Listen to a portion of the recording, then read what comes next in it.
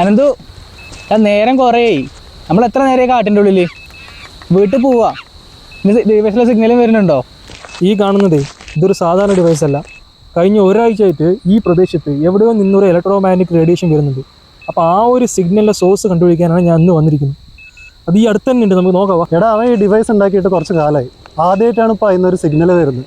സാധാരണ ഒബ്ജക്ട്സിനൊന്നും അങ്ങനെ സിഗ്നൽ വരാൻ ചാൻസ് ഇല്ല. ഇനി വല്ല നിധി എന്തെങ്കിലും ആണെങ്കിലോ? പിന്നെ നിധി.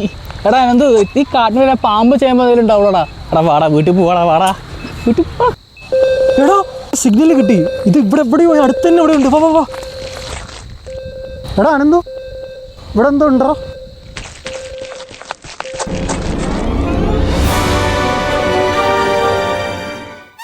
എടാ എടാ ഇതെന്നെ സാധനം, ഇതാ ഫുൾ സിഗ്നലാണ് ഇപ്പോൾ. എടാ ഇത് നമ്മുടെ നാട്ടിലെ സാധനം എനിക്ക് തോന്നുന്നില്ല. അനന്തു നീ തുടണ്ടേ? ഇത് സ്പേസിൽ നിന്ന് വല്ലതും വീണതായിരിക്കുമോ? അതോ ഇനി വല്ല അന്യഗ്രഹ ജീവി എന്തെങ്കിലും വെച്ചിട്ട് പോയതായിരിക്കുമോ? എടാ അതൊന്നും എനിക്കറിയില്ല.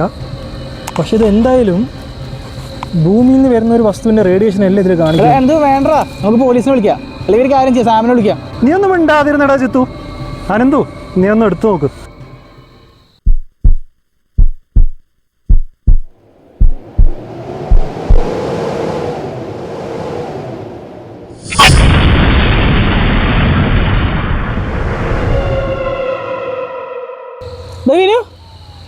എനിക്ക് അനങ്ങാൻ പറ്റില്ലടാ.